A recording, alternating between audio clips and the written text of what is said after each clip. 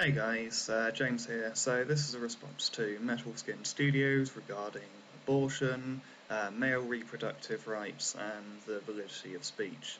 So yesterday I made a video about why men's views should matter when it comes to abortion, whether they're pro-life or pro-choice, and I'll link to that video down below in the description box.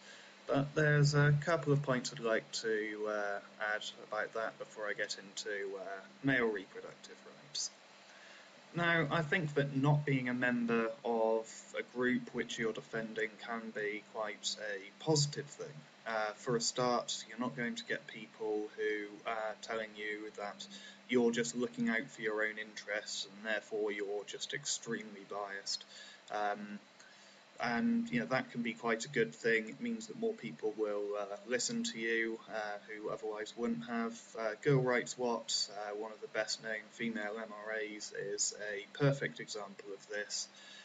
She's had many people tell her that they wouldn't have given her the time of day and listened to her if she was male. I think it can also help because you can see the issue from a different angle when you're not directly involved, and of course there's many benefits to that as well. So anyway, my views on male reproductive rights. This is something I've been thinking about for quite a while, and it appears many people in the men's rights movement have come to the same conclusions independently. So abortion should be the choice of the woman. If she wants to take the man's point into consideration, that's up to her, but ultimately her body, her choice. Now, given that, a man should not be forced into a parental or financial responsibility if he hasn't consented to it. Now, even then, women still have the upper hand. If a man wants a child but the woman doesn't, then that is an extremely painful situation to be in, but tough shit. It's her body, and unfortunately biology just isn't egalitarian in that way. That's something which we all simply have to accept. Now, bringing up a child or being financially responsible for one when it comes to women is completely 100% a choice. When it comes to men, it's not. And this is wrong. A woman can ask the guy to wear a condom, and now if he somehow persuades her that he doesn't want to wear one, or the condom splits, she can take the morning after pill. Of course, she can also take the pill before that as well. She can have an abortion, or failing that, you've got the baby Moses laws, where women can basically abandon their child at a safe location with no legal consequences, and of course they've got adoption as well. All sorts of options at every single stage, from before sex till after the child is born. A woman legally has the right to waiver her financial responsibilities or her parental responsibilities at absolutely no consequence. And I think that it should be the same for men as well. So for men, you've got a choice to wear a condom, which do occasionally break. Many people don't seem to fucking get this, but yeah, condoms do break quite a lot. If you have sex 100 times in a year, chances are 2 of those condoms or more are going to break. Sometimes it can be a lot more. I've gone through an entire batch of 12 where every single one has broken before because they were just shit. Condoms, they're good, they're better than nothing, but they're not the ultimate answer to they're not the ultimate answer to men not getting a woman pregnant. Bar that, a man can also have a vasectomy, which can be risky at times, and sometimes it's not reversible.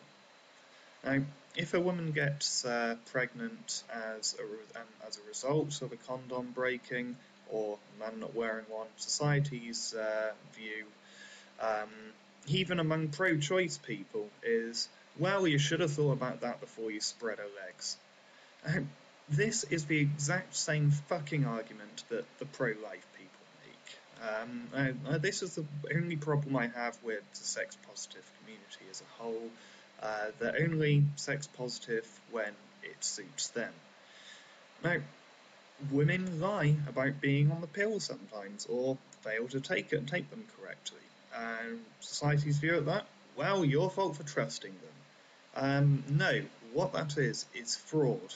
They lied in order to get pregnant and as a result get money off you. There's no other word for that. And isn't this the same fucking argument pro-lifers make again? If a woman got pregnant because a guy said he was infertile, they'll say, well, tough shit. It boggles my mind that people don't see the hypocrisy there. But then again, when it comes to most men's rights issues, they're fucking invisible to most people. Now, there are extreme examples, such as boys having sex while they're underage and then having to pay child support. So they're not legally old enough to consent to sex, but they're legally old enough to suffer 18 years worth of consequences. Of course, there's countless cases where women have either lied about being on the pill or being infertile or failed to take their contraception correctly. And there's also cases where women didn't want to financially imprison the man, but got forced to by the state because otherwise the state wouldn't give them benefits. And I really do feel sorry for women who are put in that situation. Now, I have spoken to a few people which agree that in situations like that, men should not have to pay child support, or cases where the condom breaks, for example. But crazy misogynistic me thinks that men should have the exact same absolute self-determination that women currently enjoy. Now, these same people who think that, if the guy wasn't wearing a condom or something, would be going absolutely fucking apeshit if a law was passed that made abortion legal only if you took all of the other precautions. Yet they have no problem with men being in that exact situation. And again, this is no better than the pro-lifers who say, well, women should be able to have abortions, but only if they're raped or incest or severe deformity. We're fighting for equality here as much as is possible within the realms of biology. Should men take precautions? Yes, of course they should. But should they be financially responsible for a child they didn't agree to have for 18 years if they don't? No. Because women have the choice to remove their responsibility at any point along that stage. If you want to be consistent and believe in equal rights as much as is possible within the realms of biology, you have to give men the same right. And of course, women have the ability to say no.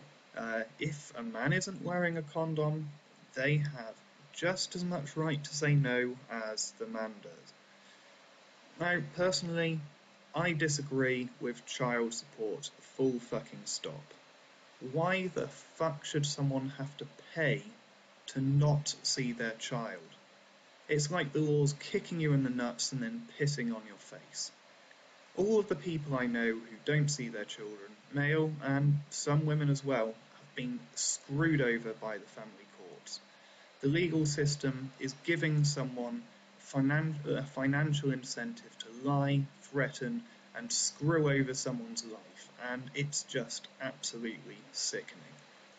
They make it sound like bringing up a child is some terrible burden born out of sin which somebody could only ever want to do if they're financially compensated for it.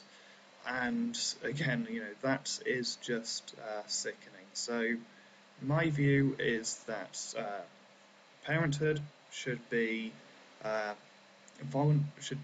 voluntary, and child support should be completely 100% abolished.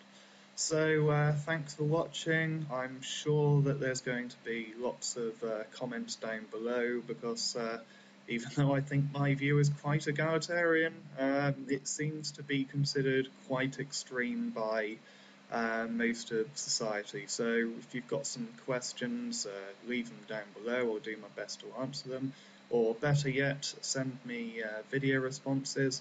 So thanks for watching, guys. Comment, rate, subscribe, and I'll see you soon.